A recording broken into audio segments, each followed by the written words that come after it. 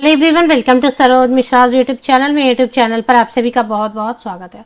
Assistant professor recruitment advertisement release हुई है government college से। परमानेंट पोस्ट है सभी के सभी, और काफ़ी दिनों बाद गवर्नमेंट कॉलेज से परमानेंट वैकेंसीज आई हुई हैं। इसमें सैलरी 80,000, मिनिमम सैलरी 80,000 बनेगी, क्योंकि अभी तो डीएनएस अलावेंस, महंगाई भत्ता और भी बढ़ गया। अप्लाई फ्रॉम ऑल स्टेट, कोई रेस्ट्रिक्शन नहीं है। किसी भी स्टेट या यूनियन टेरिटरी के कैंडिडेट अगर एलिजिबल होंगे, इंटरेस्टेड होंगे तो एप्लीकेशन कर सकते हैं। कई सारे कैंडिडेट के लिए एप्लीकेशन फ्री ऑफ कॉस्ट रहेगी, मतलब कोई एप्लीकेशन फीस नहीं रहेगी।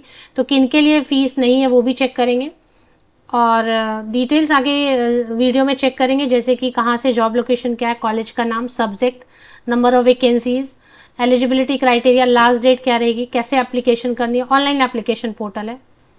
तो आगे बढ़ते हैं डिटेल्स के लिए। गवर्नमेंट कॉलेज है, सरकारी कॉलेज है, स्थायी नौकरी रहेगी, सरकारी नौकरी की तरह रहेगी। जैसा ऊपर आप देख रहे होंगे लिखा है 57,700 की बेसिक पे, 57,700 की बेसिक पे रहेगा। और बॉटनी में टोटल 2 वैकेंसीज हैं, केमिस्ट्री में 1, कॉमर्स में 2 वैकेंसीज हैं, कंप्यूटर साइंस में 5, इकोनॉमिक्स में 1, इलेक्ट्रॉनिक्स में 2, हिंदी में 1, हिस्ट्री में 2, फिलोसफी में 4, संस्कृत में 2 एंड जूलॉजी में 3। तो टोटल कुल मिला के 25 वैकेंसीज, 25 वैकेंसीज हैं। अगर अप्लाई करना है तो उस वक्त जरूर देखें कि यूआर में सीट है तो किसी भी कैटेगरी के कैंडिडेट अप्लाई कर सकते हैं। जहां यूआर में डैश किया हुआ है, जैसे फॉर एग्जांपल इकोनॉमिक्स में यूआर में डैश किया हुआ है, मतलब सब अप्लाई नहीं कर पाएंगे। फिर चेक करना पड़ेगा कि किस में सीट है। ईडब्ल्यूएस में 1 सीट है तो ईडब्ल्यूएस कैंडिडेट ही अप्लाई कर सकते हैं। तो एप्लीकेशन करते समय ये जरूर देखें कि यूआर में सीट है तो ठीक है, सब अप्लाई कर सकते हैं, सभी कैंडिडेट है जो भी एलिजिबल है, इंटरेस्टेड है। अदरवाइज अगर कैटेगरी में सिर्फ सीट है, तो जैसे एससी में 1 सीट है तो एससी कैटेगरी में अप्लाई करना होगा, एसटी में अगर 1 सीट है तो एसटी कैटेगरी में अप्लाई करना होगा। यूआर में सीट है तो किसी भी कैटेगरी के कैंडिडेट अप्लाई कर सकते हैं। नोटिफिकेशन रिलीज हुई है Hansraj college, university of Delhi. इसमें डेट तो बहुत पुरानी डली हुई है, लेकिन वेबसाइट पे आज आई है।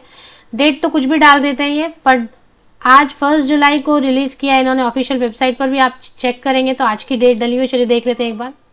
हंसराज कॉलेज, यहाँ देखें ऑफिशियल वेबसाइट पर, अगर आप यहाँ देखें 1 जुलाई की डेट से इन्होंने अपडेट किया, और एडवर्टीजमेंट में डेट बहुत पुरानी डाल देते हैं। Advertisement for the post of assistant professor 1 जुलाई 2024 को अपडेट आई हुई है, और 1 जुलाई को ही क्वालिफिकेशन भी उनकी अपडेट की हुई है। लेकिन विज्ञापन देखेंगे तो विज्ञापन में पुरानी डेट डाल देते हैं, तो 21 जून को तो नहीं आई है।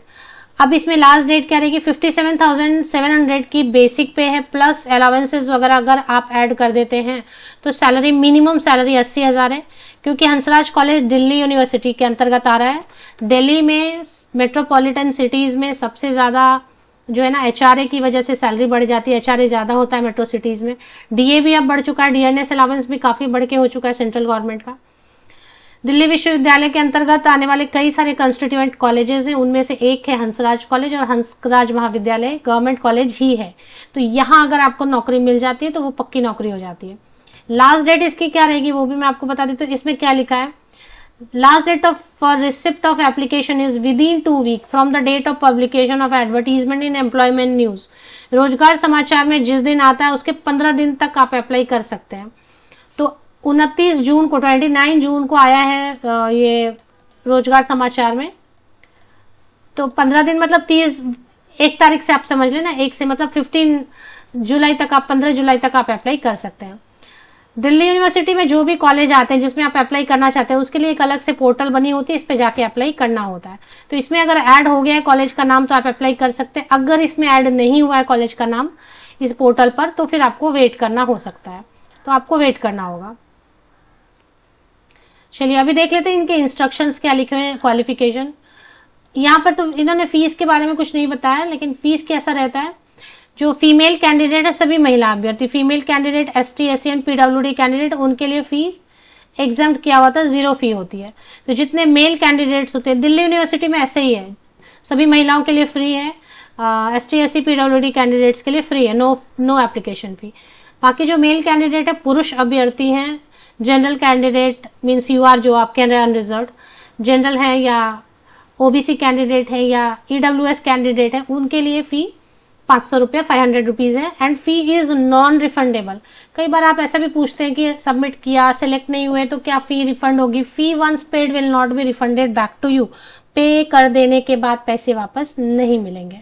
तो ये हो गया। अब इसमें क्या है, इंस्ट्रक्शन फॉर क्वालिफिकेशन डिटेल वही रहता है, 55% मास्टर डिग्री रिलेटेड सब्जेक्ट में होना चाहिए। इसके बाद अगर साइंस सब्जेक्ट है तो CSIR नेट, नहीं तो फिर UGC नेट होना चाहिए, या फिर टॉप 500 वर्ल्ड यूनिवर्सिटी रैंकिंग में आने वाले, टॉप 500 रैंकिंग में आने वाले किसी फॉरेन यूनिवर्सिटी या इंस्टीट्यूशन से PhD है तो भी without net, without CSIR net apply कर सकते हैं, या फिर आपने नॉर्मल PhD की है उनको भी आजकल नेट से एग्जाम्प्ट कर दिया गया है। तो ऐसे केस में 55% होना चाहिए। SC/ST कैंडिडेट के लिए कुछ कैंडिडेट के लिए 5% की रिलैक्सेशन दी गई है। अब इसमें काफी सारी चीजें, इवैल्यूएशन कैसे करते हैं, पेज नंबर 4 पर लिखा हुआ है। फीस की डिटेल तो यहाँ नहीं होगी, लेकिन एक बार चेक कर सकते हैं। फीस तो मैंने बता ही दिया आपको। तो बाकी डिटेल्स के लिए आप ऑफिशियल वेबसाइट चेक कर सकते हैं। इस Hansraj college university of Delhi की जैसे ही आप ऑफिशियल वेबसाइट पर आएंगे, थोड़ा नीचे स्क्रॉल डाउन करेंगे, नोटिस बोर्ड में जब जनरल पर क्लिक करेंगे, स्टूडेंट एंड स्टाफ पे नहीं, जनरल पे आप क्लिक करेंगे तो ये क्वालिफिकेशन एडवर्टीजमेंट आपको नोटिस बोर्ड पर ही मिल जाएगा। मोबाइल में शायद ये थोड़ा अपीयरेंस इसका अलग रहेगा, बट ऐसे ही नोटिस बोर्ड आपको फ्रंट में ही जब वेबसाइट ओपन करेंगे तो दिखेगा। इसके नीचे DU अपडेट्स है, इन सब में नहीं, ऊपर नोटिस बोर्ड पर ही मिल जाएगी। ऑफिशियल वेबसाइट की लिंक के लिए आप मेरे इसी YouTube वीडियो के डिस्क्रिप्शन बॉक्स को नीचे तक स्क्रॉल डाउन करके चेक कर लें, लिंक आपको मिल जाएगी।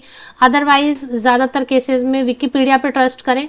विकिपीडिया पे जो भी लिंक्स होते हैं वो ऑथेंटिक रहते हैं और रिलायबल रहते हैं। लिंक आप मेरे YouTube चैनल के इसी YouTube वीडियो के डिस्क्रिप्शन बॉक्स से भी ले सकते हैं। 15 जुलाई लेटेस्ट जो है ना, 14 या 15 जुलाई लास्ट डेट रहेगा एप्लीकेशन करने के लिए। और बाकी डिटेल्स मैंने आपको बता दिया। लिंक जो है वो CO यहाँ पर दिया रहता है ऊपर में, colrec.du.ac.in। कई बार जब आप इस पोर्टल पे जाते हैं तो कॉलेज का नाम नहीं दिखता है, तो आपको रेगुलर चेक करते रहना होता है। 2 या 3 या 4 दिन के अंदर कॉलेज का नाम ऐड हो जाता है, फिर अप्लाई कर पाएंगे।